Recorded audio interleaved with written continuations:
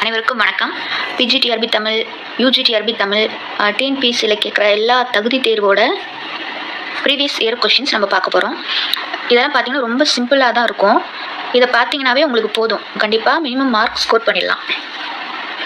இந்த கொஷின் பார்த்தீங்கன்னா 2022 கேட்கப்பட்ட ஒரு கொஷின். கட்டாய தமிழ் தகுதி தேர்வு 10ஆம் வகுப்பு தரம். இதே மாடலில் தான் தகுதி தேர்வு கொஷின்ஸ் இருக்கும்.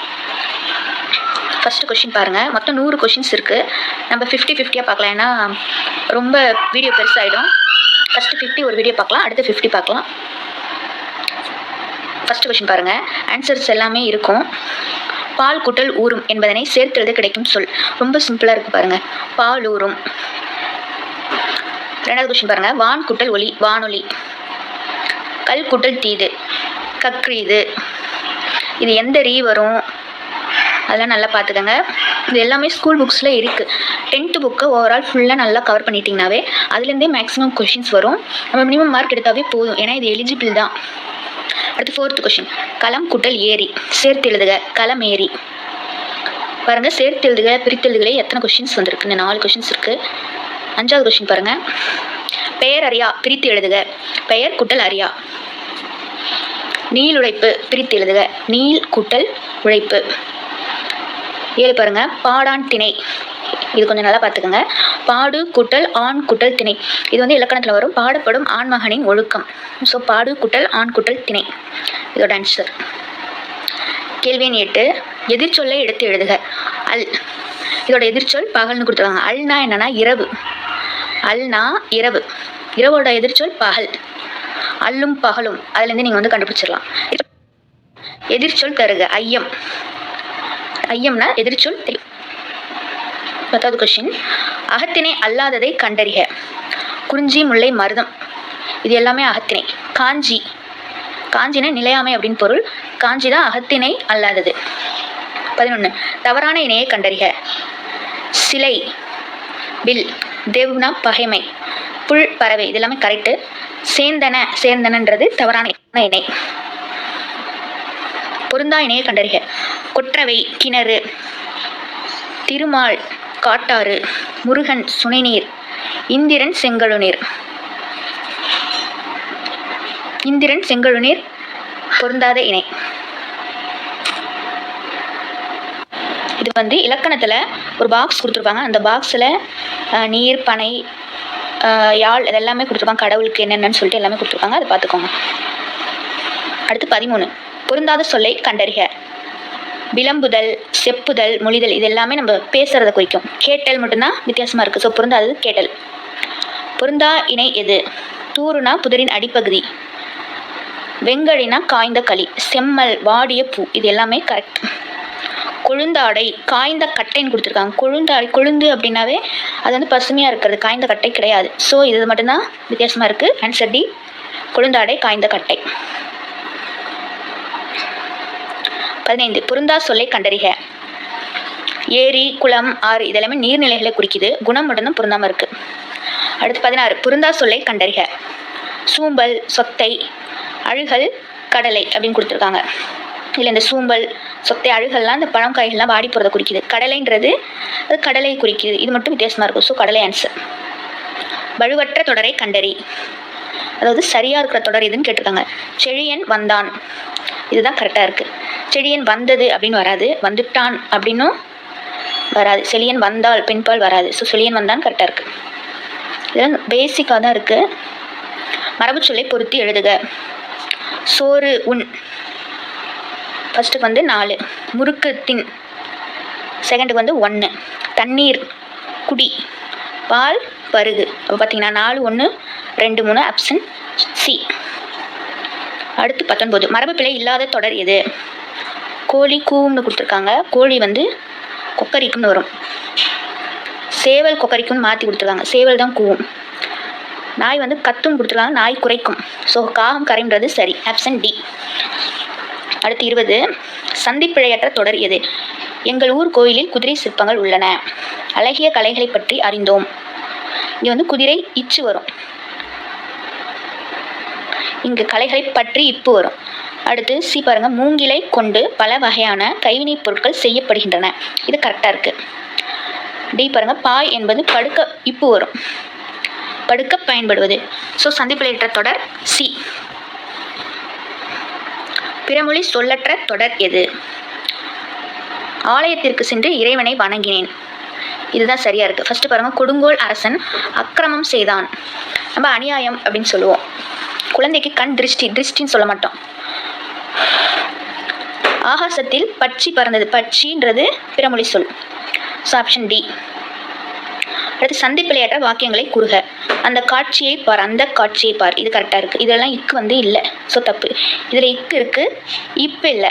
ஸோ நல்லா வந்து எல்லாம் இருக்கான்னு பார்த்து சூஸ் பண்ணுங்கள். இதுக்கு ஆப்ஷன் ஏ. அடுத்து 23. சந்திப்பிழை இல்லாத தொடரை காண்க. இதில் பாருங்கள், இப்போ இல்லை. இதில் செகண்ட் ஒன்ல இப்போ இல்லை, இங்கே இப்போ இல்லை. இதில் பாருங்கள், மெட்டுக்கு பாட்டு பாடு, அதாவது மெட்டுக்கு ஊன் முடிஞ்சிருக்கா, இப்போ வரும். பாட்டு பாடு, வினையச்சத்தை தொடர்ந்து மெய்யெழுத்து வரும். பிறமொழி சொற்கள் கலவாத தொடரை எடுத்து எழுதுக. காலிங் பெல் அப்படின்னு பிறமொழி சொல், இது வராது. மாதவன் ஷாப்பிங் அப்படின்றது பிறமொழி சொல். கமலா மில்க் அப்படின்றது ஆங்கிலம் பிறமொழி சொல். மாலையில் விளையாடு தான் தமிழ் சொல். So option D answer. 25 பாருங்க, ஆங்கில சொல்லுக்கு நேரான தமிழ் சொல்லை அறிக. பயணப்படகுனா ஃபெரிஸ். கடற்பயணம் வாயேஜ். கலப்படம் அடல்ட்ரேஷன். பண்டம் கமாடிட்டி. இதுக்கு வந்து கலைச்சொற்கள் மொத்தமாக சேர்த்து எழுதி அது தனியாக வந்து ஒரு வீடியோ அப்லோட் பண்ணுறோம். ஃபுல்லாக 6 to 12 கலைச்சொல் ஃபுல்லாகவே இருக்கும். அதில் அதை மட்டும் நீங்கள் பார்த்துக்கிட்டிங்கனாவே போதும். அதிலே ஒரு 2-3 கொஷின்ஸ் வருது. ஒலி மற்றும் பொருள் வேறுபாடு அறிந்து சரியான பொருளை அறிதல். இது பாருங்கள், அதாவது மாற்றி மாற்றி கொடுத்துருக்காங்க, அது நம்ம நேராக எழுதணும். வெறி கமல் கழனியுள் உளுணர் வெள்ளமே. வடி உணர்த்தும் பொருள் கேட்டிருக்காங்க. வெறி கமல் கழனியுள் உளுணர் வெள்ளமே, அதாவது மனம் கமலும் வயலில் உழவர் வெள்ளமாய் நிறைந்திருந்தனர். இதுதான் கரெக்ட். ஒலி வேறுபாடு அறிந்து சரியான பொருளை எழுதுக. கூரை கூரை. இது ஃபர்ஸ்ட் ஒன் வீட்டின் கூரை, செகண்ட் ஒன் கூரைப்பட்டுன்னு சொல்லுவோம், புடவை. 28 மதி என்பதன் தவறான பொருள் கேட்டிருக்காங்க. மதினா நமக்கு தெரியும், அறிவு, ஞானம். அறிவுனாவே ஞானம், நிலவு, இதெல்லாம் மதியோட சரியான பொருள். இங்கே கேட்டுக்கிறது தவறான பொருள். தவறான பொருள்னா பகலவன் கொடுத்துருக்காங்க, அதுதான் தவறான விடை. வேழம் என்பதன் தவறான பொருள். வேழம்னா யானையை குறிக்கும், பெண் யானைன்னு கொடுத்துருக்காங்க. பிடினாலும் யானை, களிறுனாலும் யானை. அப்போ சிங்கம்ன்றது தான் பொருந்தாமல் இருக்குது. அப்போ ஆப்ஷன் சி. வேர்ச்சொல்லை தேர்வு செய்க. ஓடினான், இதோட வேர்ச்சொல் ஓடு. வேர்ச்சொல் எப்பவுமே கட்டளையா ஏவலா அமையும். 31 வேர்ச்சொல்லை தேர்வு செய்க. சொன்னார். சொல் அப்படின்றது நம்ம ஒருத்தவங்களுக்கு ஏவல் மாதிரி இருக்கும், கட்டளை மாதிரி இருக்கும். ஸோ சொல் தான் வேர்ச்சொல். வேர்ச்சொல்லின் தொழிற்பெயர் காண்க. கொடு. தொழிற்பெயர்னாவே அல்லு, தள்ளு, அம்மு, ஐயி அதில் தான் முடியும். கொடுத்தல். ஸோ கொடுவோட தொழிற்பெயர் கொடுத்தல். வினைமுற்றுக்குரிய வேர்ச்சொல்லை எழுதுக. தருகின்றனர். இதில் பாருங்கள், தா ஏவல் மாதிரி இருக்குது. ஸோ தா தான் வேர்ச்சொல். 34 அகரவரிசை. இது வந்து ரொம்ப சிம்பிள் தான். பாருங்கள், ஆ, இ, ஐ, ஓ, ஓ. நீங்கள் வந்து அதை படித்து வரிசையாக ஒன்று ஒன்றா பார்த்தீங்கன்னாவே போதும். ஃபஸ்ட் 2 பாருங்கள், ஆளை ஸ்டார்ட் இருக்குது. இது 2 ஸ்டார்ட் ஆகலாம். அப்போ இது 2 ஃபஸ்ட்டே ஒமிட் பண்ணிடலாம். இது 2ல் பாருங்கள், ஆ, செகண்ட் இ, தேர்டு பாருங்கள் ஐ தான் வரும். ஐக்கு அப்புறம் தான் ஓ வரும்.